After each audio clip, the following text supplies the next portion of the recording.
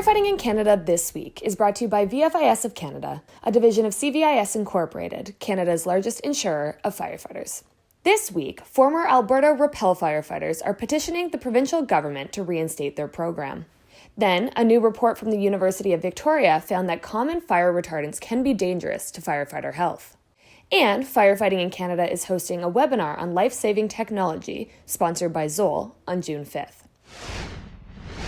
In November, the Alberta government ended its Wildland Firefighter Rappel program, citing budget cuts. Now a movement has started to reinstate the program.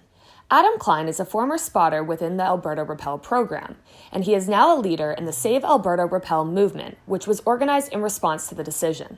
Since November, we decided that we just can't keep this line down, not just because we lost our beloved program, we lost our positions on the jobs that we love to do, but as taxpayers and as Albertans, we think this is a terrible decision.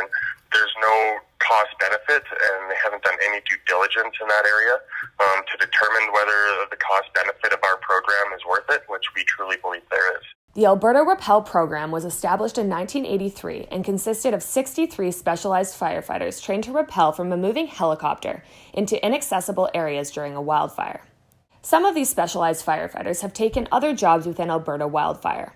8 have opted to join BC's Rappel program, while others, including Klein, have decided not to take part in this year as a statement to the loss.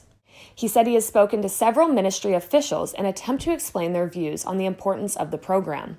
In defense of the cut, CBC reported the provincial government responded by saying the specialized firefighters weren't being used effectively, and that they needed more boots on the ground, citing a statistic that the group only rappelled into 2% of fires in 2019. Klein says this stat is inaccurate and misrepresents their valuable role within the service. Save Alberta Rappel set up a GoFundMe page and has raised over $6,000, some of which has been spent erecting billboards urging the government to reinstate the program. 3 billboards have been set up so far, with one specifically being set up in Fort McMurray on May 4th, the evacuation date of the historic fire. Klein said they have not yet received a response to the billboards, but that the group is hopeful the public will soon understand the importance of the program in keeping the public safe.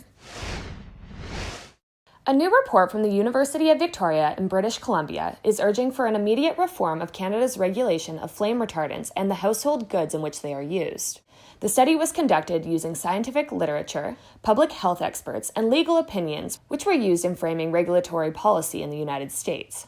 It found that flame retardants are creating an increased risk to firefighters who are exposed to various products when they burn, stating smoke from flame retardant treated products is more toxic than the smoke from untreated products.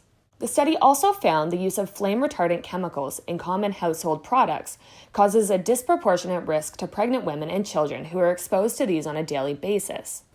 Citing widely accepted evidence that found applying flame retardants to household items doesn't provide a significant advantage in preventing household fires or increasing fire safety, the report urges the Canadian federal government to introduce regulations on certain products including upholstered furniture, plastic casings for electronics, mattresses, and children's toys. In the event of a cardiac arrest, rescuers with a defibrillator can mean the difference between life and death. New advancements in AED technology are providing faster shock delivery and audio and visual feedback through high-tech CPR dashboards. On Friday, June 5th, Firefighting in Canada is hosting a webinar sponsored by Zoll. It will feature Michael Nemeth, an acting district chief with Toronto Fire Services. During the session, he will share how adopting the next-generation defibrillator system from Zoll addresses and aids in solving a number of rescue challenges. The webinar will also be hosted live to allow for an interactive question and answer period. To register or learn more, visit firefightingincanada.com. Thanks again to VFIS of Canada, a division of CVIS Incorporated, Canada's largest insurer of firefighters. Stay tuned for our next episode on Friday, May 29th.